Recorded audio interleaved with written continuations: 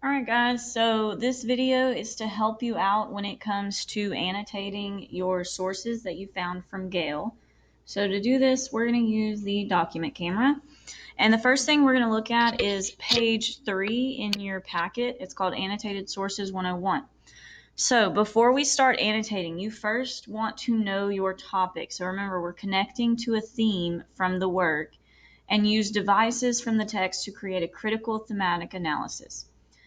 Devices that you want to focus on that develop the theme: symbolism, character development, plot development, also conflict, and choose 2 of those, and you're going to focus on 2 of these right here. Now, your first source that you're annotating is the one about the author. So you are going to use 2 colors when you annotate your source about the author. I'm going to do an example one over here with F. Scott Fitzgerald.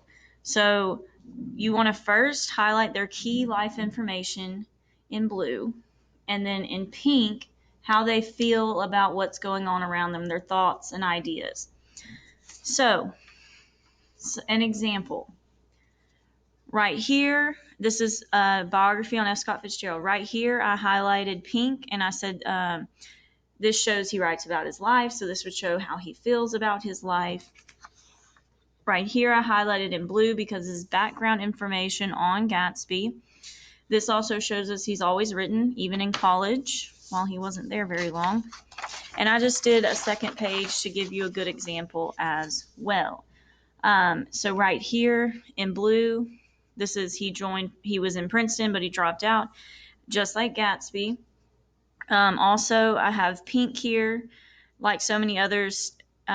When he went to the war, he thought his days were numbered, so that shows kind of how he feels about his life. Also, again, this whole thing shows some inspiration for Gatsby. So this is the way that your annotations will look. It's not as in-depth as normal annotations. We're simply looking for things that we would want to put in our essay. To help you with that as well, page 4 of your packet, the research paper outline, is going to help you with that. So the author background portion, it helps. You want to find this information that you see right here. So when you're reading that article about the author, you want to be looking for all of this info. Now, the next article, your second one, that is about your text. You need to look at the outline before you start that, because it's going to help you be able to figure out what you're looking for when you read. So basically, you have 4 body paragraphs when it comes to analyzing the theme. 2 paragraphs for each literary device. So you need to pick 2 literary devices that you're going to be talking about that develop the theme, and that's what you'll look for in your writing or in your article. So this is the article I found about Gatsby. The 2 things I'm focusing on are characters and setting. So while I read, I'm going to look for things about character and setting. Page 3 tells you what you need to annotate. So your source 2, you're going to highlight main claims in blue and note how they support the theme of the text you chose. And then evidence you think you would use in your paper in orange, and put how you think you'll use that evidence. So we come over here. This first page, if you get something like this, a list of what they wrote, you can ignore that. And we'll move on to page 2. So right here, this is talking about the setting of Gatsby, so I just put right there setting, and I can go back and explain how that would help build the theme. Also, I noted right here, this shows changing perceptions in America itself. It goes down, this huge paragraph gives just a rundown of Gatsby as a whole, and it's helpful because it's going to tell me Nick's perception. And all of these are basically showing us how Nick is viewing things with judgment. Now he's judging the people around him. And then down here, it ends with Gatsby's father's perception of him being a great man.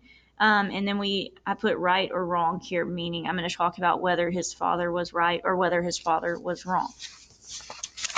And then over here, I did a little more example. So here's an example of Gatsby thinking that money is the key to getting Daisy. And then I also put over here that he has a wrong dream for himself, the dream of getting with Daisy, even though Daisy's not worthy of his love. So this is just a brief example of how you're going to figure out what the heck you are going to write about.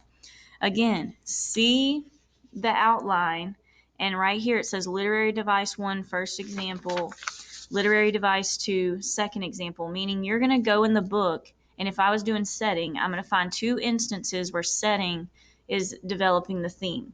And then I'll find evidence from my article that is going to support that. And you do the same thing with your second literary device, which for me would be characters.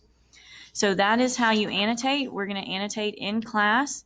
Annotations are due on Friday, so be looking for that as well.